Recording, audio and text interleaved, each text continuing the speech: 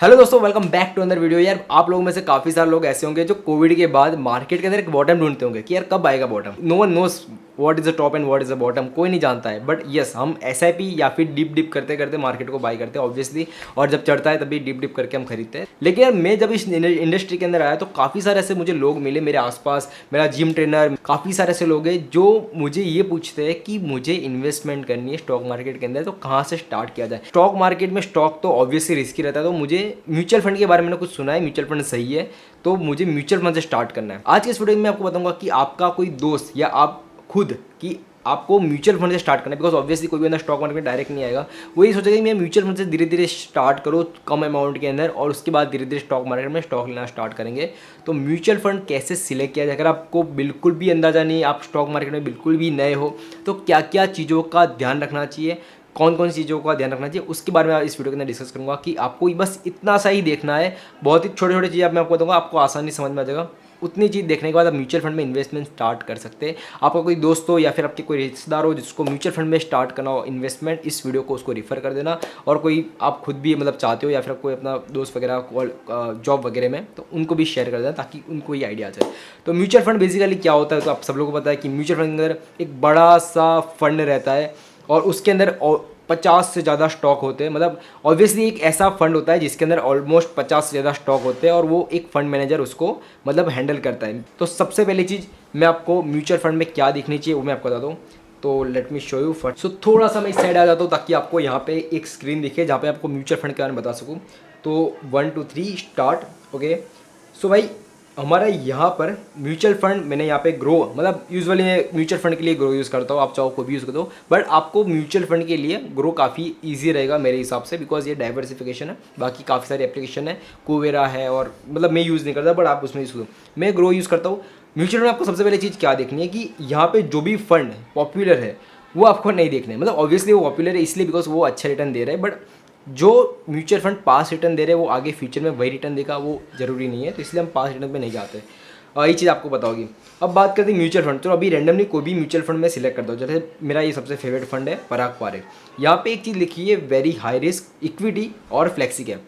Flexi cap मतलब क्या है, फ्लेक्सी कैप पहले बोला जाता था मल्टी कैप। तो मल्टी कैप फंड में क्या होता है कि small cap, large cap and mid cap तीनों के तीनों स्टॉक्स को ये कंसीडर करता है। मतलब जो फंड मैनेजर उसके पास कोई ऐसा रिस्ट्रिक्शन नहीं है कि मुझे लार्ज कैप ही इसमें रखना है या फिर मुझे मिड कैप भी रखना है या फिर मुझे स्मॉल कैप रखना है। वो कोई भी स्टॉक अपने पोर्टफोलियो में डाल सकता है, तो उसके लिए ये चीज़ फ्री है। तो ऐसा फंड मैनेजर के पास ऐसा राइट्स हो कि मैं कुछ भी डाल सकता हूँ, कोई भी स्टॉक्स कहीं से भी, तो कोई रिस्ट्रिक्शन नहीं है, तो वो अपने हिसाब से मैनेज कर सकता है कि ये स्मॉल कैप वाला फंड अच्छा काम करेगा तो उसको भी मैं अपने पोर्टफोलियो में डाल दूँ ताकि अच्छी रिटर्न मिल सके। तो मैं पर्सनली फ्लेक्सी कैप यूज़ करता हूँ सबसे ज़्यादा इन्वेस्टमेंट के लिए।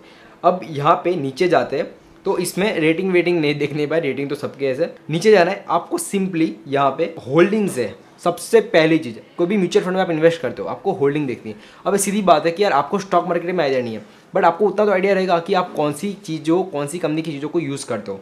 जैसे यहाँ पे इसकी होल्डिंग देखते हैं तो सबसे पहले अल्फ़ाबेट ITC। अल्फ़ाबेट का क्या मतलब है कि अल्फ़ाबेट यानी गूगल, गूगल तो हम यूज़ करते ही है। दूसरा है ITC। ITC not only cigarette का बिजनेस उसका। नेक्स्ट है Bajaj holding and investment. Next है Microsoft, Amazon, Axis, ICICI, HDFC, SCL technology, facebook.com and नीचे लिखा सी ऑल होल्डिंग। अभी यहाँ पे कितना स्टेक है वो आपको साइड पे दिख जाएगा कि इतना इतना स्टेक इस म्यूचुअल फंड के अंदर है, कि इसमें कितना स्टेक है। जैसे गूगल में इसका सबसे ज़्यादा 8% और ITC में 8.67। आपको बताओ ITC अभी रिसेंटली टाइम में बहुत ज़्यादा ऊपर जा रहा है, तो यहाँ पे ITC की होल्डिंग है, that's a very good thing. Because आपको नहीं पता ITC क्या मतलब क्या ऊपर जा रहा है नीचे जा रहा है, बट यस इतना है कि जो भी स्टॉक यहाँ पे है आपको सिर्फ उसका देख लेना है कि भाई ये स्टॉक का परफॉर्मेंस कैसा है, उतना बस इनफ है। तो होल्डिंग्स देख लेनी, होल्डिंग पे ही आपका पूरा फंड डिपेंड करता है। बिकॉज होल्डिंग अगर बेकार होगी तो ऑब्वियसली कि आपका कोई भी यहाँ पे फंड नहीं चलेगा। दूसरी चीज़ कि फंड मैनेजर, फंड मैनेजर क्योंकि ये आपके पूरे फंड को मैनेज करता है, तो फंड मैनेजर यहाँ पे चार फंड मैनेजर है। किसी में होता है एक फंड मैनेजर होता है, किसी में 2 फंड मैनेजर होते हैं। बट यहाँ पे एक चीज़ है कि फंड मैनेजर की क्वालिफिकेशन भी यहाँ पे डिटेल में लिखी हुई है कि इसने CFA एंड CFP किया हुआ है। तो फंड मैनेजर जो है उसने कहाँ का काम किया, उसका एक्सपीरियंस कितना है, बिकॉज फंड मैनेजर ही होगा जो आपके फंड को मैनेज करेगा। अगर वो बेकार सा होगा तो फंड का कोई मतलब नहीं है। तो ये चीज़ फंड मैनेजर। और तीसरी बहुत इंपॉर्टेंट चीज़ जो है expense ratio and exit load.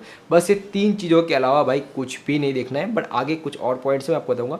But ये 3 चीज़ें जो बिगनर लेवल पे जिसको कुछ भी आइडिया नहीं है म्यूचुअल फंड कैसे सेलेक्ट किया जाता है, बस इतना ही आपको दिखना है कि म्यूचुअल फंड को ऐसे सिलेक्ट। एक्सपेंस रेशियो यहाँ पे लिखा है 0.79%। और मतलब इसका मतलब है कि जो फंड मैनेजर है वो कितना एक्सपेंस यानी आपका जो चार्जेस है फंड मैनेजर का वो कितना लेगा, तो एक्सपेंस रेशियो इज 0.79%। अभी यहाँ पे एग्जिट लोड का वो पता होगा कि जो भी फंड आप रिडीम करोगे तो उसमें कितना परसेंट। ऐसा तो नहीं होगा कि आप आज इसके अंदर इन्वेस्ट किए, कल 2% आके आपने निकाल दिया, तो कितने टाइम में निकालूंगा तो कितना परसेंटेज चार्ज लगेगा। बिकॉज आप बार बार उसके अंदर डालते रहोगे निकालते रहोगे तो ऑब्वियसली फंड मैनेजर को भी बार बार उसके अंदर ट्रांजेक्शन करने पड़ेंगे, तो वो उसके लिए अच्छा नहीं है।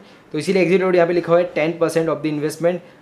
Exit load is 2% if redeem with in 365 days, यानी 2 साल मतलब 1%। अगर आपने 1 साल के बाद दूसरे साल में किया तो 1% और तीसरे साल में नील है, यानी तीसरे मतलब बिफोर 730 डेज यानी 3 साल हो गए, 3 साल के बाद एग्जिट लोड इज नील।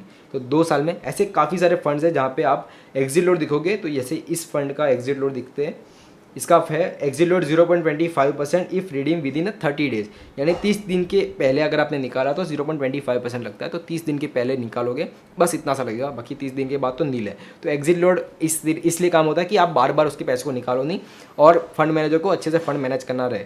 तो एग्जिट लोड आपको दिखना है। दूसरी चीज़ आपने देखनी है कि होल्डिंग कहाँ पे, और तीसरी चीज़ की फंड की जो मैनेजर है या फंड के कोई मैनेजर है वो क्या काम करते हैं, कितना मतलब उसके पास नॉलेज है, तो आपको ये बेटर रहेगा। अब बात करते हैं कि कौन कौन से फंड होते हैं। ऐसा नहीं कि कोई भी म्यूचुअल फंड सिलेक्ट करे, बिकॉज मेन चीज़ तो ये आती है भाई म्यूचुअल फंड कैसे सिलेक्ट कर सकते हैं। बिकॉज काफ़ी सारे म्यूचुअल फंड मार्केट में अवेलेबल है और काफ़ी सारे म्यूचुअल फंड में सेक्टर्स भी है कि ये म्यूचुअल फंड वो म्यूचुअल फंड ये म्यूचुअल फंड, तो आपको कौन से म्यूचुअल फंड के अंदर जाना चाहिए। सबसे पहली रिकमेंडेशन मेरी रहेगी कि आप पहले फ्लेक्सी कैप पे जाओ, बिकॉज फ्लेक्सी कैप के अंदर आप जो फंड मैनेजर होता है, मैंने बोला कि आपके फंड मैनेजर को एक फ्लेक्सिबिलिटी रहती है कि वो कोई भी स्टॉक के किसी भी सेक्टर के स्टॉक को उठा सके। बिकॉज कोई फंड ऐसा होता है जिसमें सिर्फ लार्ज कैप कैटेगरी के ही आते हैं, कोई ऐसा हो जिसमें स्मॉल कैप ही आती है, और कोई फंड ऐसा हो जिसमें मिड कैप ही आती है। तो जो मिड कैप वाला होता है मिड कैप स्टॉक आते हैं, लार्ज कैप में लार्ज कैप और स्मॉल कैप में स्मॉल कैप। तो अगर लार्ज कैप आपको पता होगा लार्ज कैप उतना ज़्यादा परफॉर्म नहीं करते, वो एक साल में एक सर्टेन रिटर्न दे देते हैं लेकिन उतना ज़्यादा परफॉर्म नहीं करते। तो फंड मैनेजर के पास उतना रेट्स होना चाहिए कि सारे के सारे सेक्टर को वो कवर करें। सेकंड चीज़ कि आपके यहाँ पे नीचे देखो, ये मैं यहाँ पे टॉप कंपनीज में जाता हूँ। टॉप कंपनीज में टॉप सारे फंड्स है, लेकिन यहाँ पे कीजिए देखो, यहाँ पे टॉप कंपनीज में पहला ही फंड हम सिलेक्ट करते हैं, यहाँ पे लिखा है लार्ज कैप, यानी इसके अंदर सिर्फ लार्ज कैप कंपनी ही आती है और कोई नहीं आती है। अभी यहाँ पे बात करूँ कि सेक्टर का मतलब ये होता है कि आप कोई ऐसे पर्टिकुलर फंड के अंदर इन्वेस्ट कर रहे हो जो एक पर्टिकुलर सेक्टर से बिलोंग करता है। फॉर एग्जाम्पल मुझे ऐसा लगता है कि आने वाले टाइम में आईटी सेक्टर बहुत अच्छा काम करेगा, तो मैं सेक्टरल में आईटी सिलेक्ट करूँगा। कोविड के टाइम पे आपको पता होगा फार्मा बहुत अच्छा परफॉर्म किया था, तो कोविड के बाद काफ़ी लोगों ने फार्मास्यूटिकल में किए थे। तो फार्मा का पूरा सेक्टर वो उस अलग से फंड आता है। तो सेक्टर में बेसिकली रिस्क इसीलिए रहता है बिकॉज अगर वो पर्टिकुलर सेक्टर में काम करता है, अगर वो सेक्टर कल को कोई ऐसी न्यूज़ आती है आपका उसके अंदर इन्वेस्टमेंट है, तो वो सेक्टर अगर अच्छा परफॉर्म नहीं कर रहा है तो आपका फंड भी अच्छा परफॉर्म नहीं करेगा। तो सेक्टर में आपको प्रॉपर्ली पता होना चाहिए कि कौन सा सेक्टर आने वाले टाइम में अच्छा परफॉर्म करेगा। जैसे यहाँ पे थर्मेटिक, उसके नीचे जाएंगे तो बस यहाँ पे बस थर्मेटिक के सारे बड़ा अपने हिसाब से सारे फंड यहाँ पे चूज़ कर सकते हो, आईटी वगैरह और फार्मा वगैरह, तो आप इस हिसाब से कर सकते हो। तीसरी चीज़ आती है जिसमें आपको कभी भी नहीं पढ़ना है, वो है ELSS यानी tax saving fund. Tax saving fund, इसके बाजू में लिखा होगा ELSS और उसके बाद जो लॉक इन पीरियड है 3 इयर्स लॉक इन। इस फंड के अंदर आपको नहीं पढ़ना है। मैं जब अपने टाइम के अंदर बिगनर लेवल पे था तब मुझे पता नहीं था सेक्टरल फंड क्या होता है, मतलब सॉरी ये ELSS फंड क्या होता है। मैंने सीधा इसके अंदर इन्वेस्टमेंट कर लिया। वो तो अच्छी बात है कि मैंने सिर्फ 25,000 इसके अंदर इन्वेस्ट करा है। अभी तक वो लॉक इन है, अभी तक वो खुले नहीं है। तो जब भी मुझे उसकी ज़रूरत पड़ेगी तो अभी मैं उसको खोल सकता हूँ। तो 3 साल तक आप उस पैसों को छू ही नहीं सकते, वो आपके लॉक हो गए। बेसिकली ये फंड इसलिए बिकॉज कोई लोगों के ज़्यादा टैक्सेस होते हैं, काफ़ी ज़्यादा इनकम होती है, तो वो इसके अंदर अपने पैसे को डाल सकता है।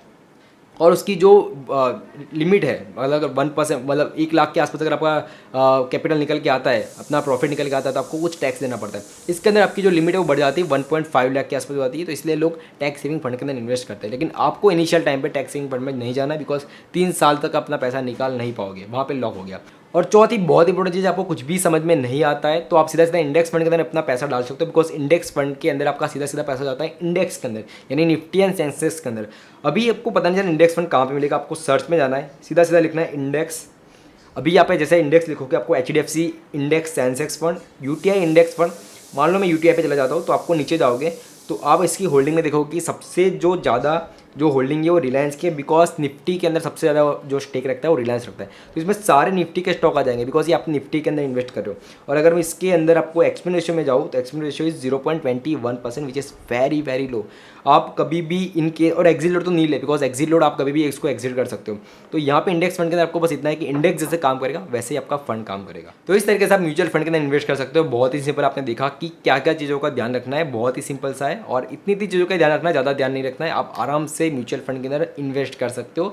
कोई रॉकेट साइंस इसके अंदर है नहीं कि आपको कोई बड़ी चीज़ है, या फिर ये बस इसीलिए बोलते हैं कि mutual fund is subject to market risk, please all scheme related document carefully, because कि आपको पता होना चाहिए कि स्कीम क्या है। जैसे मैंने बोला सेक्टरल फंड है, तो स्कीम किस चीज़ की है, मतलब सेक्टर की स्कीम है, आपको ये पता होना चाहिए। तो आपके रिस्क भी उस हिसाब से होंगे।